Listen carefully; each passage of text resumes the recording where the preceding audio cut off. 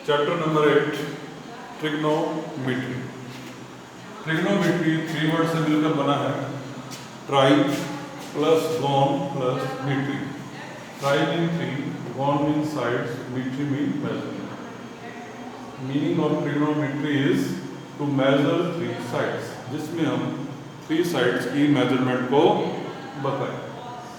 Trigonometry is applicable only in right triangle only. This is a right triangle ABC. Angle B is 90 degree. Opposite side of angle B is called hypotenuse. Angle B 90 degree का 90 degree के opposite side को hypotenuse कहते हैं। अगर हम angle C को base बनाकर कुछ काम कर रहे हैं तो BC बेस होगा और परपेंडिकुलर होगा A। इस राइट ट्राइंगल ABC में अगर हमने एंगल A को बेस मानकर कुछ काम करना है तो एंगल A की अपोजिट साइड को हम कहेंगे परपेंडिकुलर, AB बेस और 90 डिग्री के अपोजिट साइड हाइपोटेन्यूज होती है।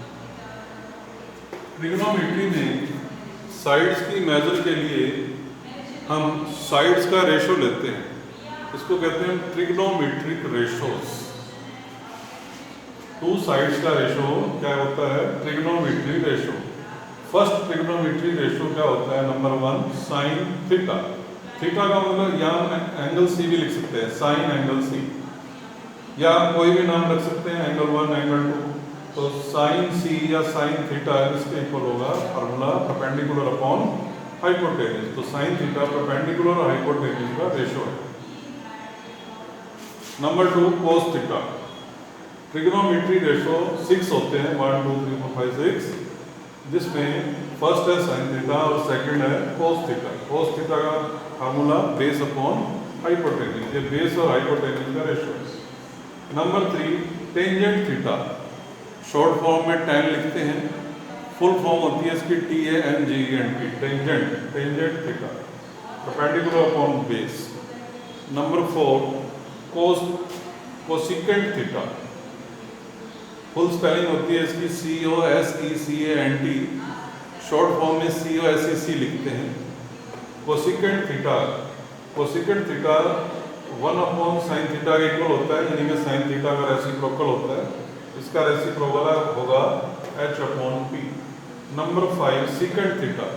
फुल फॉर्म है सीकेंट, SECANT, शॉर्ट फॉर्म में इसको SEC लिखते हैं। Secant theta is equal to, ये कोस थीटा का रेसिप्रोकल होता है 1 upon cos theta. Cos theta होता है B अपॉन H, उसका रेसिप्रोकल होगा H upon B। Number 6 cot theta.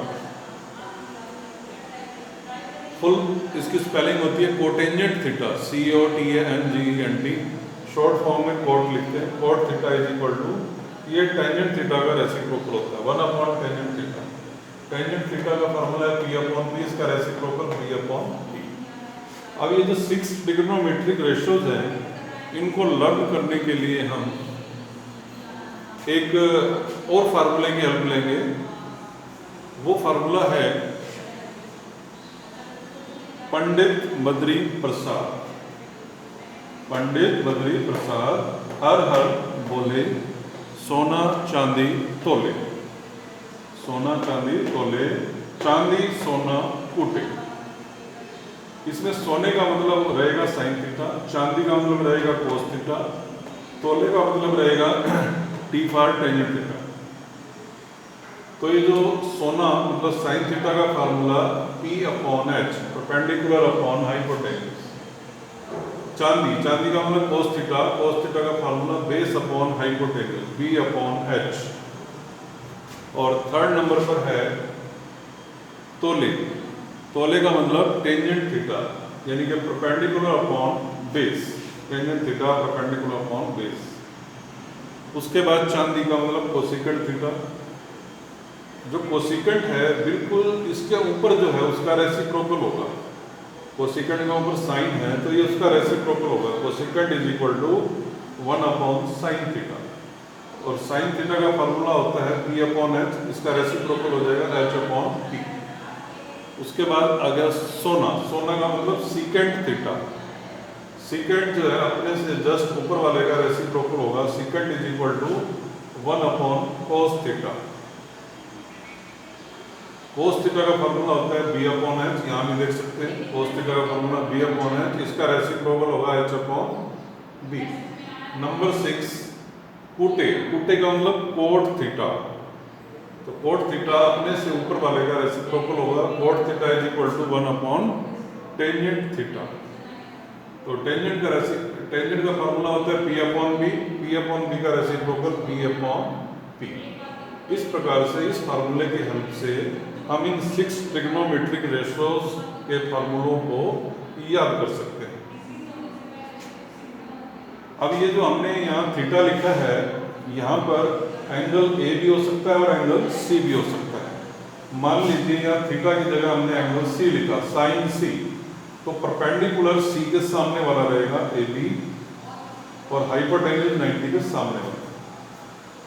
दूसरा एग्जाम्पल लेते हैं, जैसे हमने यहाँ लिख दिया मान लो सीकेंड सी, फार्मूला 1 अपॉन कोस, कोस का फार्मूला बी अपॉन एच, उसका रेसिप्रोकल एच अपॉन बी।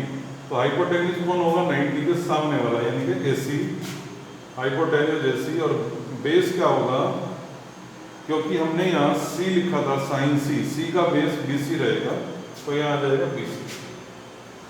अब मैं इसी को चेंज करता हूँ, मान लीजिए ये डायग्राम है और हम यहाँ लिख रहे हैं साइन ए, साइन ए के लिए परपेंडिकुलर क्या रहेगा, तो अगर हम साइन ए ले रहे हैं तो ए के सामने वाली साइड परपेंडिकुलर होगी, तो यहाँ परपेंडिकुलर होगा बीसी और हाइपोटेन्यूज 90 डिग्री के सामने वाला।